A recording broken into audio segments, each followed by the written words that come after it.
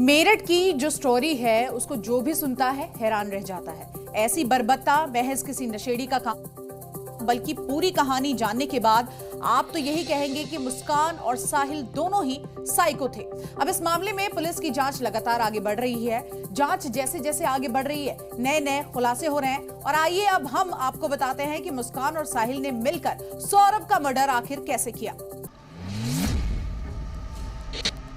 जगह इंदिरा नगर, मेरठ। तारीख 3 मार्च। वक्त रात 11:30 बजे। सुनो साहिल, तुम जल्दी घर आ जाओ, सौरभ सो चुका है। मुस्कान की इस कॉल के बाद साहिल शुक्ला सौरभ के घर पहुंच गया। नींद की गोली की वजह से सौरभ गहरी नींद में था। दरअसल सौरभ की मां ने उसके लिए जो कोफ्ते दिए थे उसमें मुस्कान ने नींद की गोली मिला दी थी। दोनों ने साथ खाना तो खाया, लेकिन सौरभ के सिर पर नशा चढ़ चुका था। रात करीब 10:30 बजे मुस्कान सौरभ के कमरे में गई।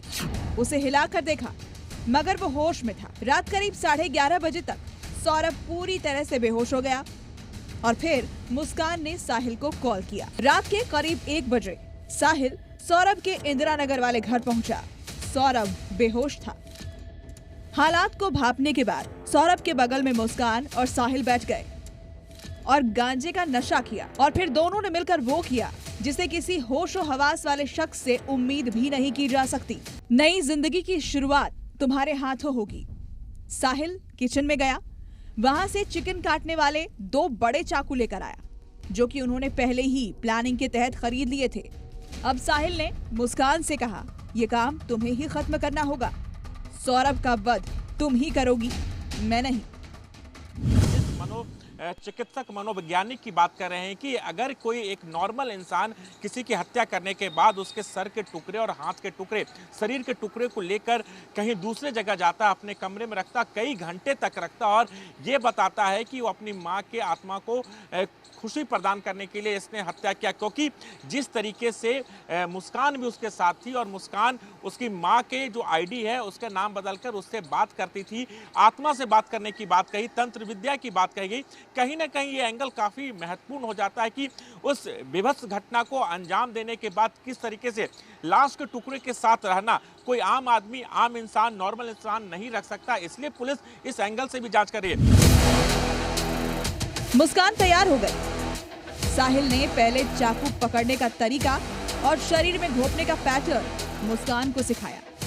करीब 20 मिनट तक दोनों ये सब करते रहे। फिर उन्होंने वहीं बेडरूम में गांजा पिया। इस दौरान साहिल बराबर मुस्कान को प्रमोट करता रहा कि ये एक अच्छा काम है, नई जिंदगी की शुरुआत है, ये तुम्हारे हाथों से ही होना चाहिए। मुस्कान भी गांजे के सुरूर में आ चुकी थी। उसने पहले कमरे के किनारे रखे हुए कूलर को ऑन कर दिया।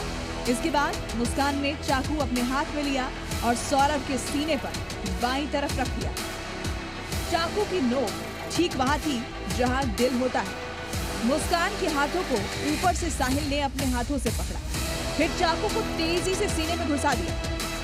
सौरभ की हिचकी निकली, मगर वो पहले से बेसुध था, इसलिए चीख भी बाहर नहीं आई। खून फव्वारे की तरह तेजी से बहने लगा। साहिल रिस्क लेना नहीं चाहता था, इसलिए एक एक करके सीने में 3 बार और किया। इस दौरान भी दोनों एक साथ चाकू पकड़े हुए थे। जब उन्हें लगा कि सौरभ की सांस थम चुकी है, तब मुस्कान ने पैर और साहिल ने सौरभ के हाथ पकड़े। उसको उठाकर दोनों बाथरूम में लेकर गए। सबसे पहले साहिल ने सौरभ का गला काटा। इस दौरान मुस्कान दरवाजे पर खड़ी होकर सब देखती रही।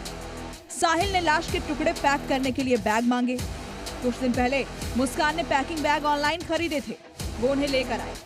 तब तक साहिल ने दोनों हाथ काटकर शरीर से अलग कर दिए थे। बॉडी के टुकड़ों को बैग में रखा गया। सिर और दोनों हाथ एक बैग में पैक किए, पैर समेत धड़ एक बड़े बैग में पैक किए। फिर दोनों ने ब्लीचिंग पाउडर से बेडरूम और बाथरूम की सफाई शुरू की। सुबह करीब 3 बजे साहिल ने धड़ और पैर वाला बड़ा बैग बेडरूम के बेड बॉक्स के अंदर छिपा दिया। ऊपर से कपड़े रखे ताकि कोई खोले तो भी पता ना चले। फिर सिर और हाथ के टुकड़ों वाला बैग लेकर ब्रह्मपुरी के अपने घर की तरफ चल दिया। साथ में मुस्कान भी आ गई। साहिल का घर ब्रह्मपुरी में सौरभ के मकान से करीब 800 मीटर दूर था। वहां पहुंचने के बाद दोनों साथ में वहीं सो गए। दोनों के मन में ना तो कोई खौफ था, ना ही कोई मलाल। दोनों ने हत्या को वध मान लिया था और इसके साथ ही चाल जिंदगी नर्क से भी बदतर बन चुकी थी। ब्यूरो रिपोर्ट, जी मीडिया।